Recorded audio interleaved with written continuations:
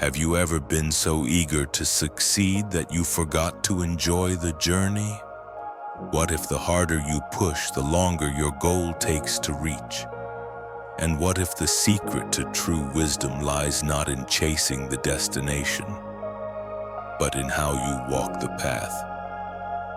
Once upon a time, in a quiet village nestled between rolling hills and lush green forests, there lived a boy named Koji. Koji wasn't like other children. While they played games or chased butterflies, Koji's mind was always wandering. He was fascinated by the world and constantly filled with questions. Questions about life, purpose, and the meaning behind everything. One day, Koji heard a story that lit a fire in his heart. It was said that a wise Zen master lived atop a hill just outside the village. They said this master possessed deep knowledge about life, wisdom so pure it could guide anyone seeking clarity. Koji didn't hesitate. His curiosity had become a calling. So one morning, with the rising sun at his back and determination in his heart, Koji set out to meet the master. The journey wasn't easy. The hill was steep, the path winding and long. But after hours of climbing through thick mist and rustling wind, Koji finally arrived at a small, peaceful hut nestled among the clouds. Inside sat the Zen master, an elderly man with a gentle face, calm presence, and eyes that sparkled with stillness and knowing. Koji bowed respectfully, took a deep breath, and asked, "Master, how long will it take me to find Zen?" The master smiled warmly and replied without hesitation, 10 years. Koji blinked in surprise. 10 years. That felt too long. Determined to shorten the path, he asked again, "What if I work twice as hard? How long then?"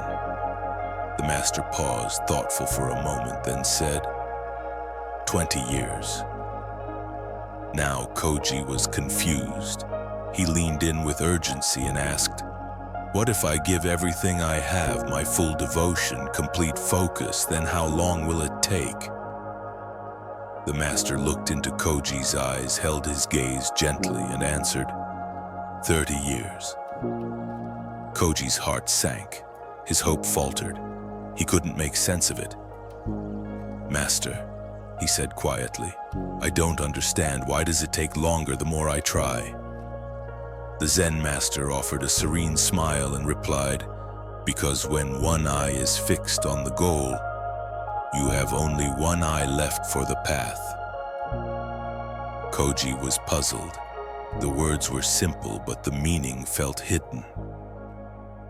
Seeing this, the master continued with a story. "Imagine you are climbing a tree to reach a sweet, ripe fruit at the very top," he began. "If all you do is stare at the fruit, thinking about how good it will taste, you may miss a step, lose your grip and fall. But if you focus instead on the climb, where to place your hands and feet, how the bark feels beneath your fingers, the scent of the leaves, the rhythm of each breath, you'll enjoy the journey upward. And before you know it, you'll be holding that fruit in your hand, safe and smiling." The master paused to let the lesson settle. Life is no different. When you fixate too much on the reward, you miss the moments that shape you. Whether you are learning something new, practicing a skill, or chasing a goal, don't lose sight of the path beneath your feet. He added gently, "Focus on your effort. Be present in each step. Learn, struggle, grow, because often the true reward isn't found at the end, but in the effort itself." Koji listened deeply, the words sinking into his soul. For the first time, he realized how much he had been rushing, so focused on the future that he was blind to the present. From that day forward, he made a quiet promise to himself. He would stop running toward an invisible finish line and begin walking with awareness. But the Zen master wasn't done teaching. In the days that followed, he would give Koji a task, one that seemed simple, yet would open his eyes to a deeper truth. After speaking with the Zen master, Koji realized that his obsession with the end goal had clouded his ability to appreciate the journey itself. From that day forward, something within him began to shift. Koji made a decision. Instead of chasing Zen like a prize at the finish line, he would turn his attention to each step of the path. He stopped asking, "When will I get there?" and began asking, "How fully can I be here right now?" Day by day, he showed up with commitment. Whether it was practicing his breathing, sitting in stillness, or simply observing his surroundings, Koji began focusing entirely on the effort, not the outcome. And slowly, something remarkable began to happen. He found peace.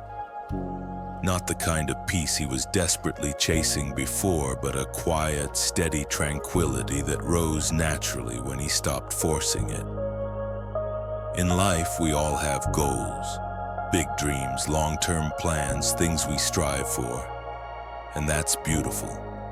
But often we become so consumed with arriving that we miss the beauty of moving. When we fixate too much on the destination, the path can begin to feel heavy. Each step feels like a burden instead of a blessing. We rush, we stress, we measure every day by how far we still have to go. And then we burn out. Frustration sets in. We get bored. Sometimes we even quit before we see the result, not because we lack talent or discipline, but because we forgot to enjoy the process.